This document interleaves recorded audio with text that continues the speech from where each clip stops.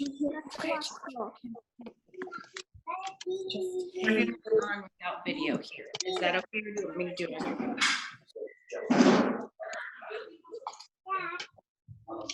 Good morning, guys. Good morning. Good morning. How's everybody doing today? Good morning. Good morning. Morning. Morning. Ooh, Gavin Vasquez, what kind of plant is that behind you? Hello. It's a It's fake really plant. cool. It's a fake Oh, plant. I love it. He says it's a fake plant, but it looks really great. That's what she said. If I see someone I don't know who does that, I'm gonna talk to them. Hi. Hi, Sam. Hello. Okay. Hello. Hey, if anyone wants a meeting call later today, I'll teach you how to make a vote. Today we went fishing. Already today? Yep. Ooh, was it chilly?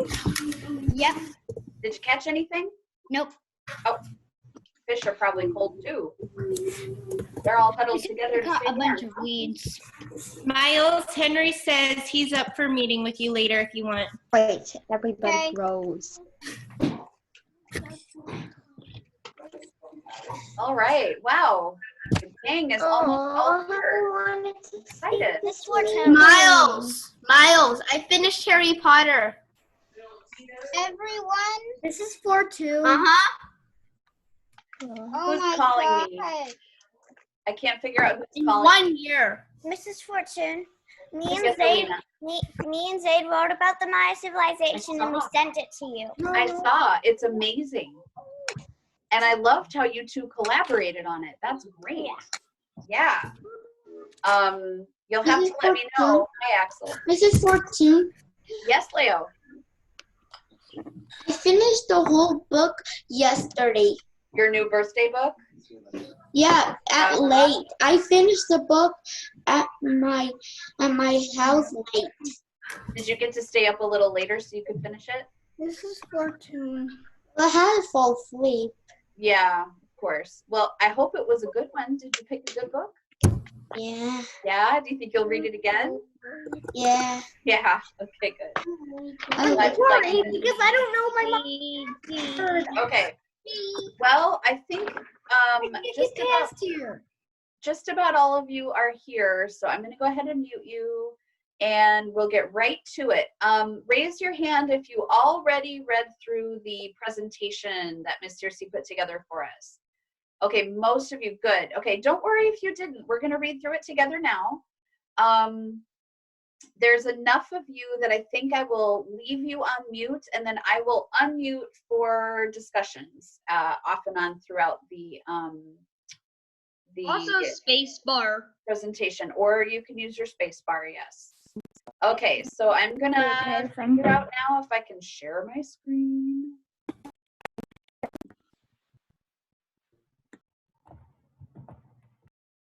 This is always the tricky part. There we go. Get this.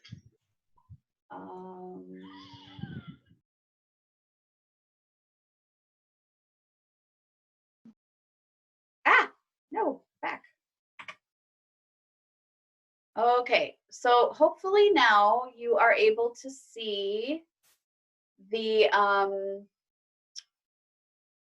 presentation, and now is the Maya presentation big for you? Yes. Yes. Okay, great. Good. Okay, so we're going to dive right in. And what we are looking at here is roughly the same area. Here's Mexico that we were looking at with the Olmecs. So remember when we talked about the Olmecs, that they were the first civilization in this area that we know of. And they paved the way for the civilizations that came later, and the Mayas were one of the next ones. And they were one of the longest lasting civilizations of the ancient Americas. When we say Americas, we mean North America, Central America, and South America. And so they lived in the southern part of Mexico and the northern part of Central America. And they were farmers. And their culture built upon a lot of the knowledge and the customs that we learned about from the Olmecs. Okay, somebody is unmuting themselves, and I think we'll go ahead and try to keep everybody on mute, and then I will pause for questions in a minute. The Mayas built hundreds of cities and towns, so they were a very large civilization, and they were very successful. These towns were in the rainforests of modern-day Mexico, Guatemala, Belize, Honduras, and El Salvador. They were talented architects and builders, and their cities had temples and pyramids and palaces and plazas and ball courts. And at the height of their classic period, which was the years 300 to 900, so about a little less than 2,000 years ago, some of their cities had huge populations. Okay, and here we have some of the things that they built. Some of their pyramids and some of their design work. And you can go visit these people. These are modern day pictures. These are photographs, and those are people that have gone there specifically to visit these pyramids. So these are places you can visit. Tikal in modern day Guatemala was the largest of the ancient Mayan cities. Today it is home to some amazing ruins. By the way, what are ruins? Let me, wait, hold on. Who can tell me what ruins are? They're like old remainings of stuff that are really old. Exactly. Remainings of anything. Well, yes. Okay, great job. So the ruins are usually, when we say ruins, we are referring to the buildings and the structures that are left after a civilization has stopped living there. So that's usually what we mean by ruins. So in other words, these structures that you are seeing, when you see people walking around, those are people who are visiting a site that is being preserved, but the civilization that built those structures is not living there, is not using those buildings and those structures anymore. So that's what we mean by ruins. So archaeologists have discovered in the ruins at Tikal the remains of nearly 3,000 buildings and temples. That is a lot of buildings and temples. Whoa. The central part of the city included palaces, ceremonial platforms, ball game courts, roads, terraces, and large and small squares. Similar to if you know, in the town where you live, there might be a park in the middle of the town where people might gather for a celebration. That would be considered a square. Sometimes that's called a square. And it is believed that at one time, as many as 100,000 people lived in this particular village in Tikal. I guess it's not a village, 100,000 people is a city. And in the center of Tikal, there are 6 stone temples. And these temples are made from limestone, and they are shaped like pyramids. The largest of the Tikal pyramids stands 213 feet tall. On the top of one pyramid, you can still see a carved jaguar. And do we have a picture of that here? I don't think so. Maybe in another picture. So this is a place that is worth preserving. And so it is listed as a UNESCO World Heritage Site. And all that means is that people have gotten together and have said, we can't let this disappear. We have to preserve it so people can see it and visit it and know about these important civilizations. So they are working to protect it. At its prime, the city center of Tikal was probably about 6 square miles in size, but archaeologists believe the city's population could have reached over 47 square miles. So they're not really sure how big the area of the city was, but they do know that they have not excavated or explored all of the area. So they're still exploring, they're still digging, they're still finding artifacts, and every time they find new things, it tells them a little bit more about how big that city was. In the city center, each king had a temple built in his honor. And there are also stelae, I think that's how you say that, which are columns of stone. So that's what we're looking at here on this page. We're looking at the stelae. They have inscriptions and designs that show things about the culture. And what these particular stelae are showing are symbols that reflect a respect for women. Women had important roles in the noble families of the Mayans. All the Mayan cities had certain similarities. Every city had stone temples, and many of them were made of limestone. So we know that that tells us that limestone was readily available in this area. From this, we know that religion was very important to the Mayan people. So just like the Olmecs, the Mayas worshipped many different gods, and this made them polytheistic. Poly means many, and theistic comes from a word that means religion. So they worshipped many gods, and they believed that there were gods for the rain and sun and many other elements of nature. So very similar to the Olmecs in their religion. Okay, here's a larger picture of the ruins at Tikal, and you can see those very tall pyramids over here. And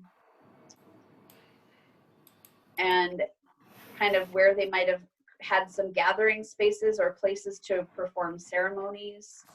Yeah. Okay, any questions? Alina, go ahead and use your space bar to ask me your question. Are there any Mayan people that are still living today? There are.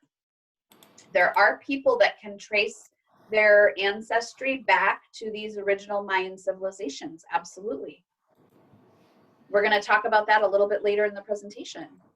Any other questions so far?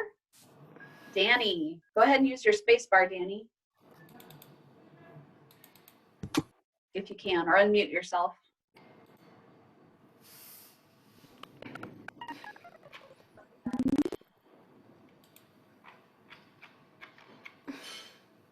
Having some trouble?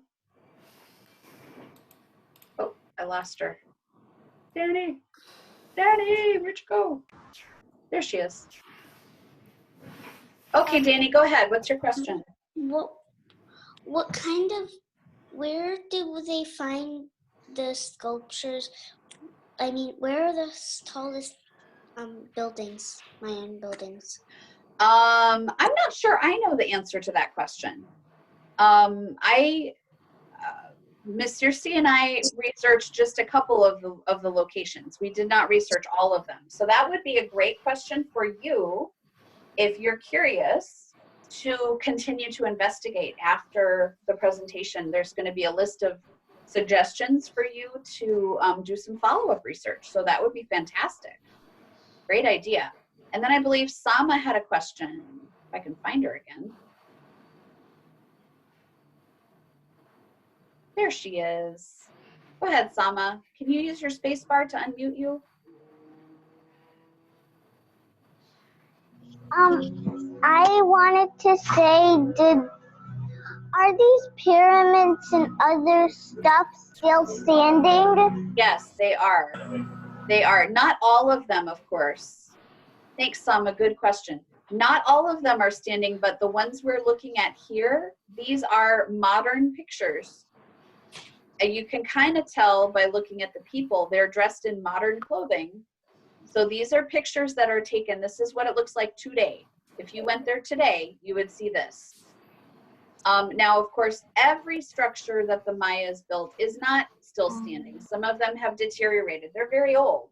So that's one of the jobs of the archaeologists, is to try to look at all of the land surrounding the area to see if they can identify any other artifacts that will tell them more about the Mayan people.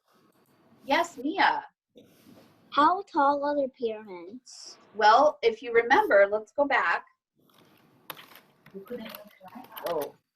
There we go.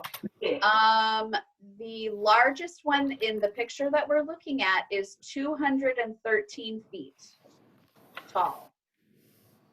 So that would be about half the size of the Washington Monument in Washington, D.C. If you've ever seen that. It's about half as tall as that, which is still pretty tall considering, did they have cranes and bulldozers and things like that to work with? No. No, they were building all of this with just people. And so they really, that's quite a tall structure for something that was built without the use of any machinery of any kind. Okay, so let's talk a little bit about Very impressive. Mayan farming. Ava, go ahead quickly. What's your question? It's in the chat. Oh. How many steps are on the tallest tower? Ooh, I don't know. But I bet you could find out if you were to research that. Good question. It's very impressive how the Mayans built all the towers with with like bare hands and stuff. Isn't that incredible? Mm-hmm. Now, they were a little bit later than the Olmecs. So they will have had the benefit of watching how the Olmecs, they learned from how the Olmecs built things, and then they probably had a few new technologies that they could use. But what we do know is they did not have all of the things that we would use. If you and I were going to go out and build a pyramid, we'd have a lot of tools that the Mayans did not have. The Olmecs had to use only their hands with no metal tools. That's right. So I'm going to mute you again so that we can talk a little bit about their farming. So like the Olmecs, the Mayan farmers practiced intercropping. Do you remember that from talking about the Olmecs? They grew their maize, corn, and beans all together. Because remember that those three, they were called the three sisters, and that those three crops helped one another. So the corn grew up tall, and the beans, their vines could wind around the corn to lift up the beans. And then the squash, or the that should say maize. With maize and corn are the same thing. It should be corn, beans, and squash in the same area. The Mayas lived in tropical rainforests, so they had to find a way to farm that land to meet their needs. And to do this, they practiced a type of farming method known as slash and burn farming. This means that they cut down and burned parts of the forest to clear the land for fields.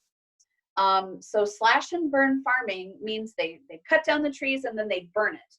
They burn the whole area, and that would clear all of the plants out of the way so that they could plant the vegetables that they wanted to be growing there. So that was pretty efficient, but it had some drawbacks. It really only works well for small communities and small farms, and it depletes the soil of its nutrients in a short amount of time. Burning the trees makes ashes, which put some nutrients into the ground, but you guys have a lot of questions. I'm glad to see all your questions. But When you put nutrients into the ground via burning, those ashes only provide nutrients for a few years. And then the soil doesn't have any nutrients anymore. And then you have to leave the land alone for several years. That's called leaving it to lie fallow for a few years so it can develop some more nutrients. So it's not the greatest method. As their civilization grew, Mayan farmers found new ways to grow crops. If they were growing in swampy areas, they built raised fields. So they figured out a way to build up the land so they could farm in raised beds. You guys maybe still do that in your gardens. If they had a hillside and they wanted to be able to grow crops on it, they cut into the hill to make terraces. And that way, and we've maybe seen pictures of that, where they have lots of little flat places going all the way up like steps. And they could plant fields, little tiny fields on all of those little terraced steps. And what they did to take care of their fields was they would build a mud hut near the field, and they would go live in it during the time period that they were farming, when the crops were growing. And then when the growing season was over, they would move back into the city, and that way they could participate in the social activities, the ceremonies, they could help build temples. And then when it was time to plant the fields again, they would move back out to their mud hut. Besides growing corn, beans, and squash, Mayan farmers also grew avocados, yum, cacao beans. What are cacao beans used for? You guys are grateful for cacao beans, and you may not even know it. Who knows what they're used for? Miles. Chocolate. Yeah, cacao beans are what chocolate is made out of. Ada, I already knew you knew that one, and I knew Addie knew it too, and Rashawn, because there was a big project about that this year. And they also grew a starchy food that I am not familiar with called ramon.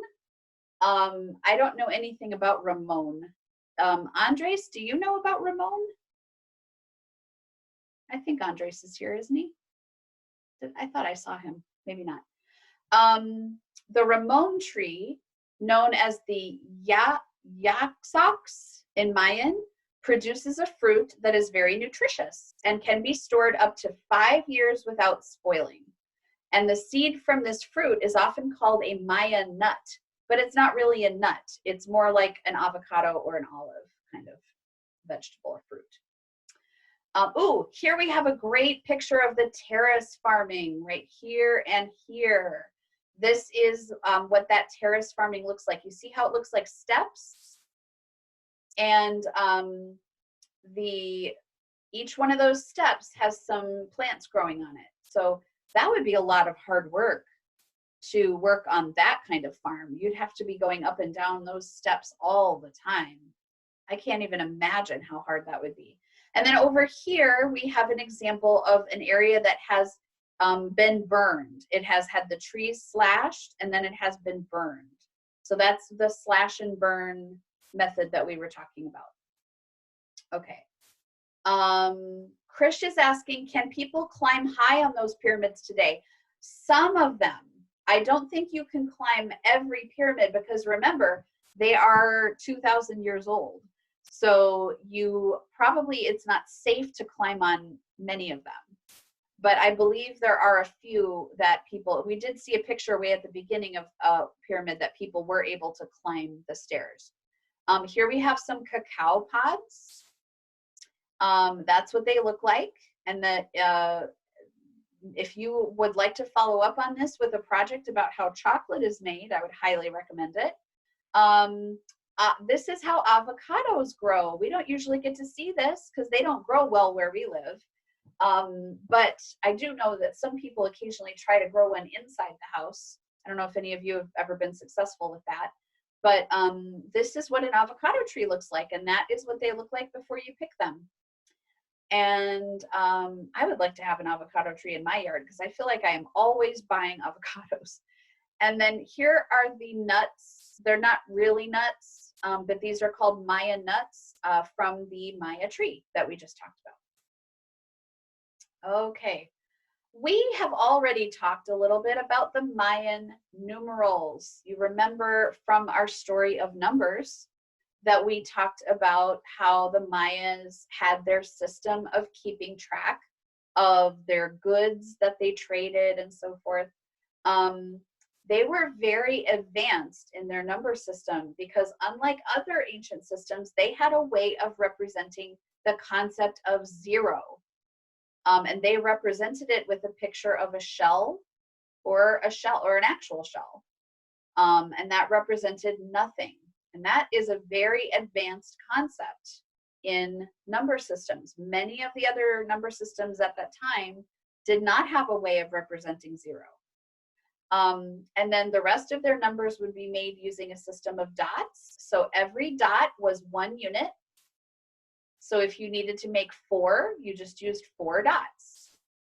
Then they used a bar for 5. Now this is a little different than our decimal system, which is based in the number 10, right? So what we would have 10 units, and then we would trade in for a bar of 10. They have a bar standing in for 5, and then if you want to make 6, you have a bar plus a unit, a bar plus 2 units for 7, and so on. And then when they get to 10, they have 2 bars. And then this would be 11.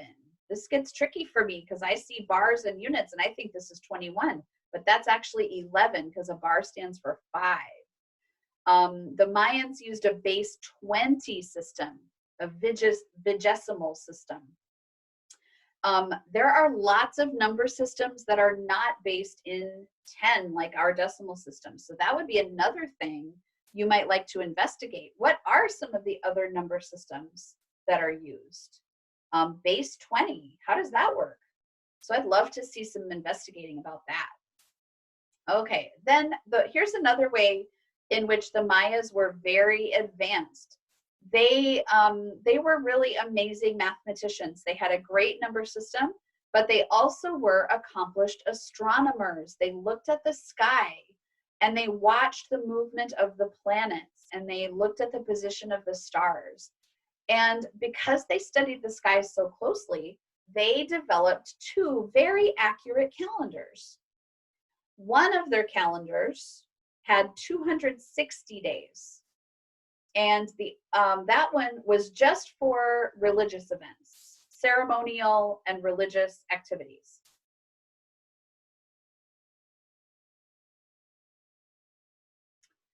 Sam, I'll talk to Adam real quick, okay? If I can find him. I can't. Adam, I need you to turn your name back to your own name, please. Thanks. So one of their calendars was just for ceremonies and religious events, and that one had 260 days. And the other calendar had 365 days. Does that sound familiar to anyone? Yeah, right. Why does it sound familiar, Gavin? I'm trying to unmute you. Can you unmute yourself? It's a year. Yeah, that's our calendar, right? Our calendar also has 365 days. So the Mayans figured that out 2,000 years ago. This calendar, the 365-day one, was the one they used for planting and harvesting crops and to predict seasonal flooding. This artifact here represents the Mayan calendar. I cannot interpret this. But that could be a research endeavor for one of you. I'm not sure I understand how these symbols reflect the calendar. So that would be something you guys could look into. Okay, they also had a pretty advanced system of writing, and you can see some of the writing on this artifact here. They had a hieroglyphic style of writing. Glyphs are picture symbols. Can you think of another ancient group of people that used picture writing? Sam? Egyptians. Yeah, famously, the Egyptians used hieroglyphics, sacred picture symbols, and so the Mayas did too, and their picture symbols represented us. They could represent a sound or an object or an idea.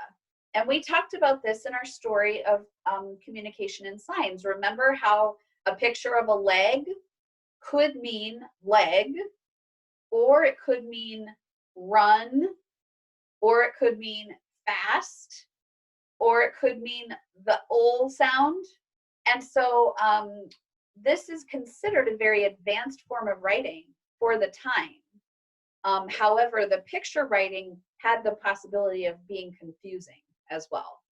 You weren't always sure if what it was supposed to mean. And for that reason, it took people a very long time to be able to interpret this picture writing of the Mayas.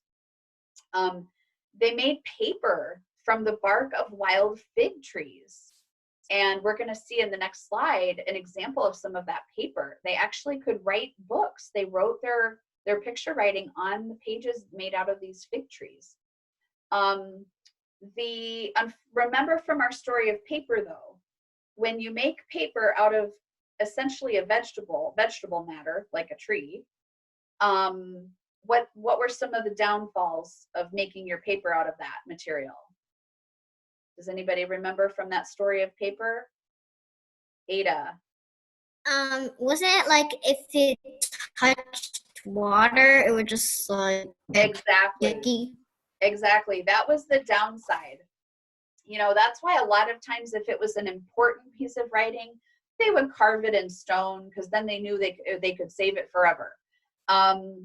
If they wrote it on that paper, then if it got wet, it could dissolve or deteriorate. And that's exactly what happened with a lot of their paper writing. So we don't have very many of those examples around to study today.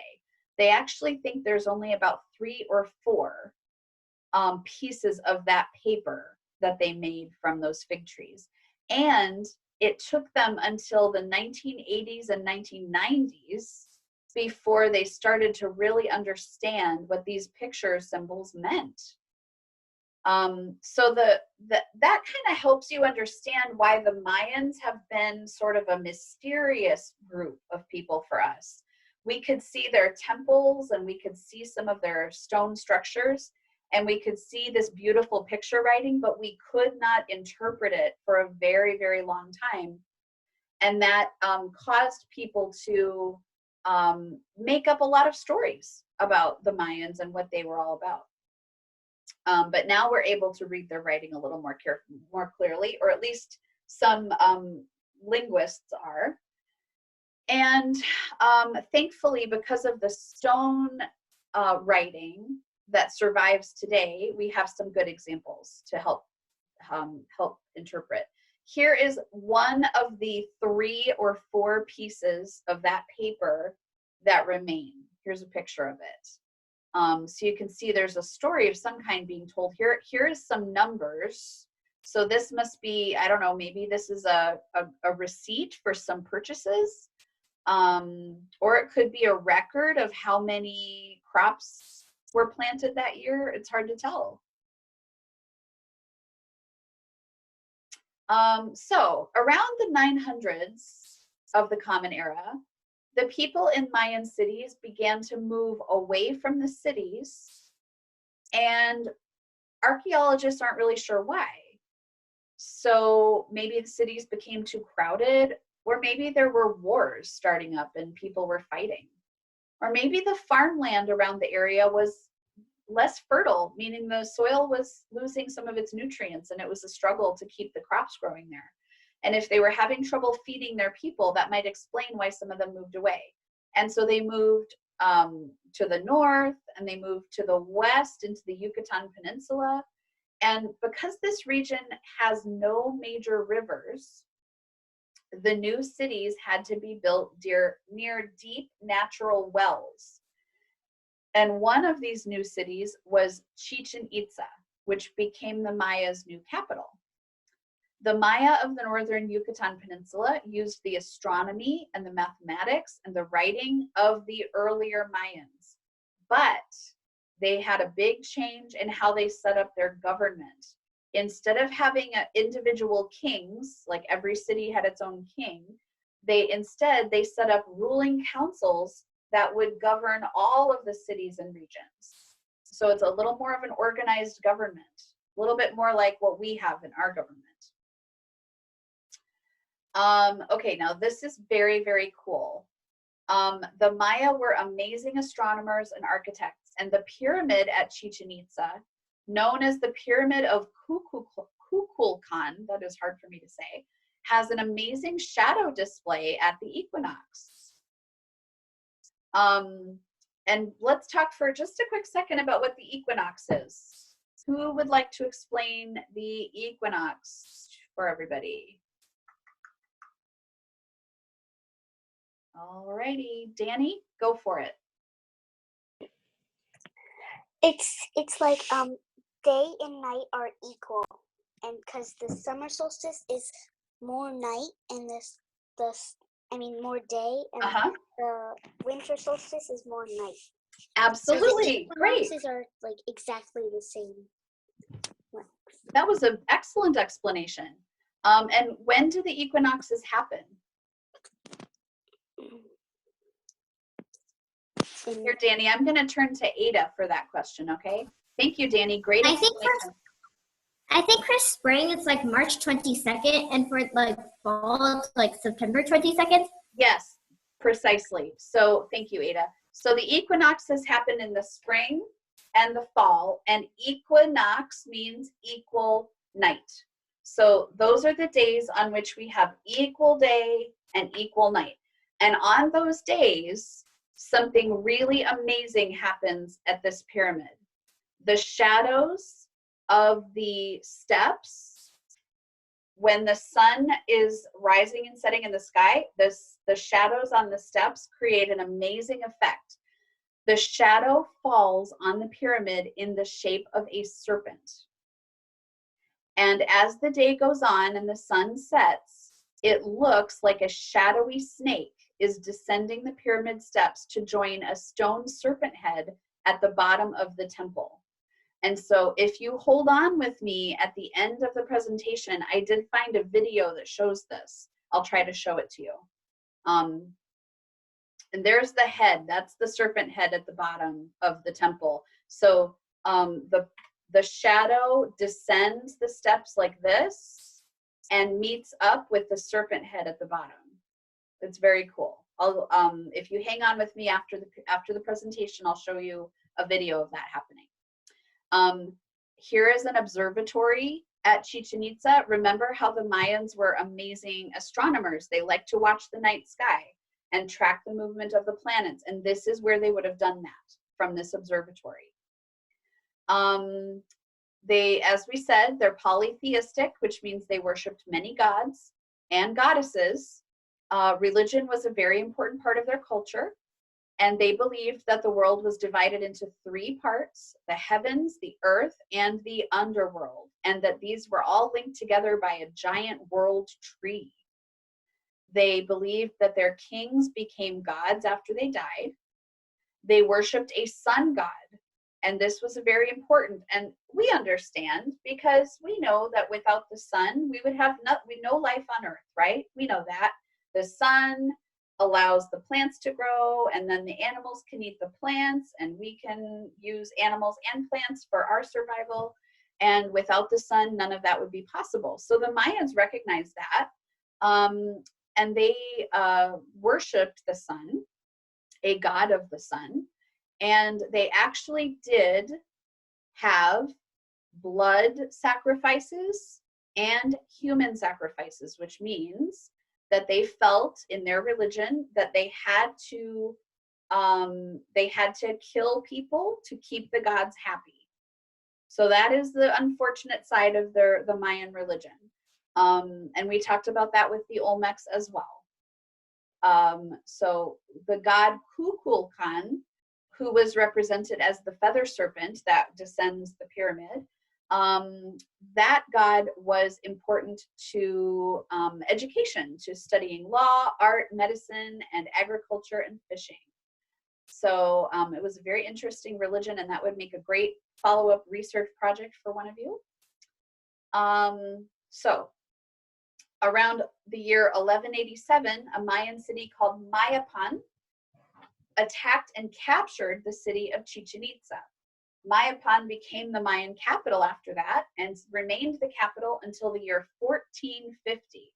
So 1450, what else happened in the 1400s that was important to the Americas?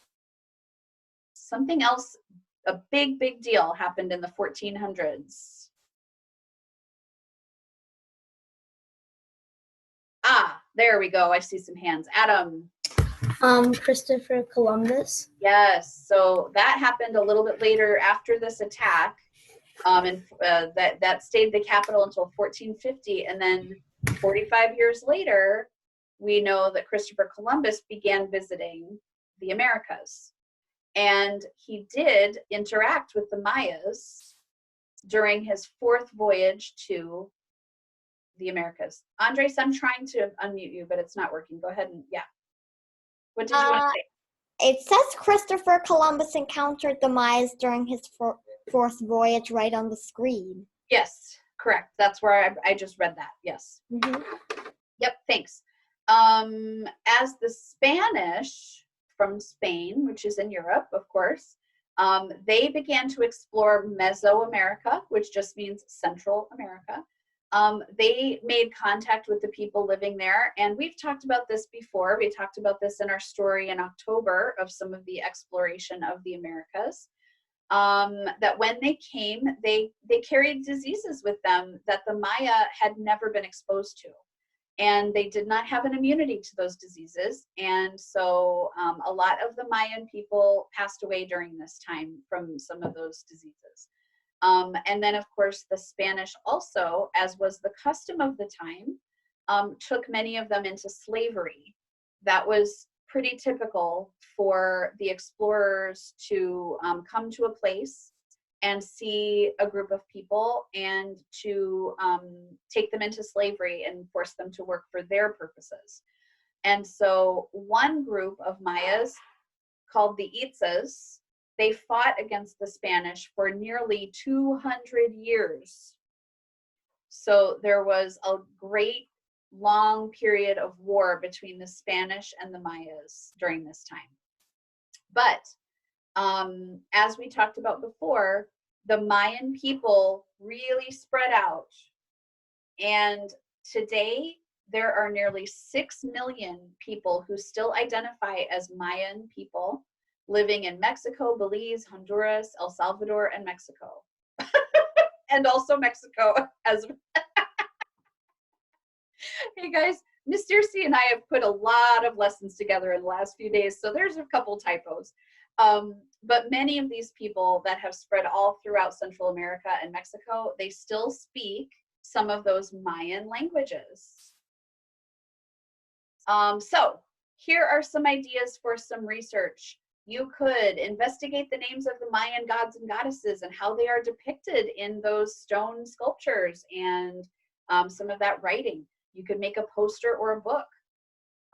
Did they have a ball game? We didn't talk about that, but you could investigate what were some of the games that they played. You could build a Mayan pyramid or city out of Legos or blocks or whatever you have around.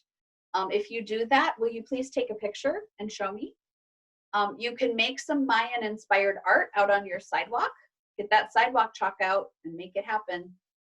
Who were some of the first archaeologists who studied the Mayans? Where were their ruins found? Go ahead and master that Mayan number system and maybe do your daily math in Mayan numbers. Definitely take a picture of that and send it to me if you get to do that. You could look into the geography of Mexico and look at maps of ancient Mesoamerica. You could make a map of the Mayan region. You could look at what other civilizations or peoples lived near there and might have influenced the Mayans. You could look at how they interacted with people they conquered or met. What were some of the plants and animals that were important to the Maya?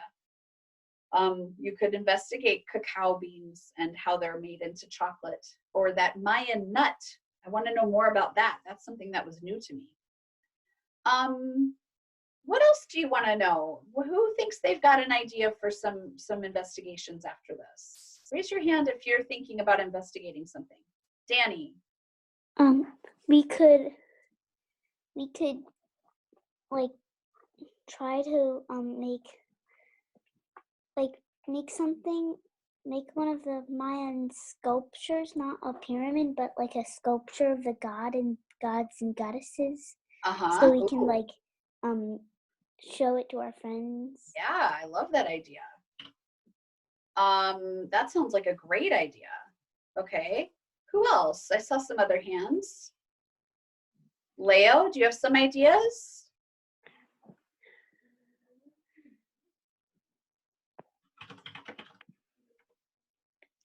Leo? What are you going to investigate, Leo? I feel like I think I'm gonna draw a pyramid. Oh, I hope you do. And guess what? I have given you some instructions in Google Classroom this morning. I attached the instructions for how to draw this. Okay, so you can go back to Google Classroom where you found the link for this lesson, and it will give you all of the instructions. You can print it, or you can just look at it on the computer and do it. Okay, so that'll be found in Google Classroom. Nia, what are you planning to investigate? To show the teacher that you have it. Mommy. Okay. Can we draw the pyramid on paper? Absolutely. I hope you do. And if you do, will you send me a picture? Yeah, that's fantastic. Okay, just checking to see. We got some other ideas here. Andres. I think I want to investigate some Mayan languages and their alphabet. Oh, that sounds like a fantastic idea. Mhm. Krish, did I see your hand up? I'm not able to unmute you. There. Oh, sorry. There you go. What are you thinking of investigating? Usually my question, I didn't want to tell you what I'm going to investigate because Okay. like I'm gonna draw a pyramid this way, but so my question's on the chat. Okay. I didn't see it. Let me go back and look. Oh, Kukulkan was the name of one of the gods, one of the very important gods that they worshipped. He was the god of, it's kind of like he was the god of everything. The law, religion, agriculture, all kinds of things. So that would be really interesting for you to investigate. Kukulkan. That's a hard name to say. Rashawn suggests that we could look at other similar civilizations. Yes.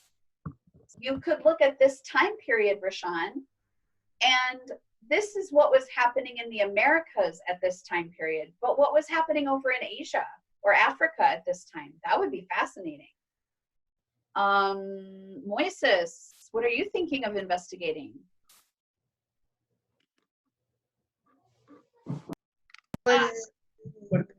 It was actually a question. Okay. What was the first temple ever found? Oh gosh, I don't know. You're going to have to look that one up. You're going to have to look into that because I don't know which one was the very first. That would be fascinating. When you find out, will you let me know? Axel, did I see your hand? Yeah. Go ahead. I can do my daily math in Mayan or Roman numerals. I'd love to see both. I'd love to see that. Do that. All Let right. me know how it goes.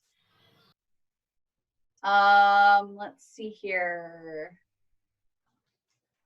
I'm just gonna, if I've already talked to you, I'm probably not gonna call on you again because I want to have time to show you the video.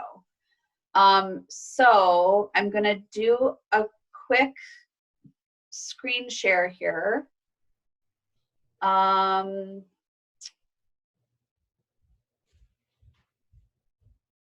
Portion of screen. Okay, I have to figure out all right, now I'm just gonna, Are you able to see the pyramid now? Oh, I can't see you guys. Where did you guys go? Uh-oh, I lost you. How do I find you again? Show video. There you are. I lost you for a minute. Okay, give me a thumbs up if you're able to see the video. Okay, I'm gonna play it and you're going to see from the top of the pyramid, you're gonna see this shadow change and it's going to meet up with the serpent head at the bottom.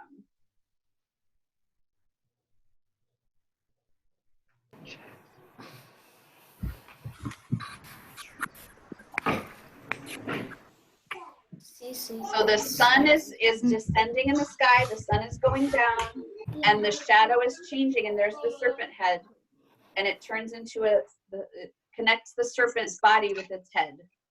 You wanna watch it again? Yes. Okay.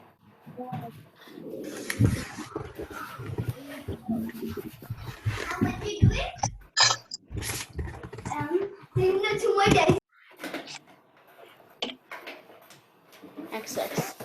Can you imagine what they had to plan? How they had to plan the structure in order to make it do that? Nah. That took a lot of planning, and it works really well. So that's the video. That's amazing.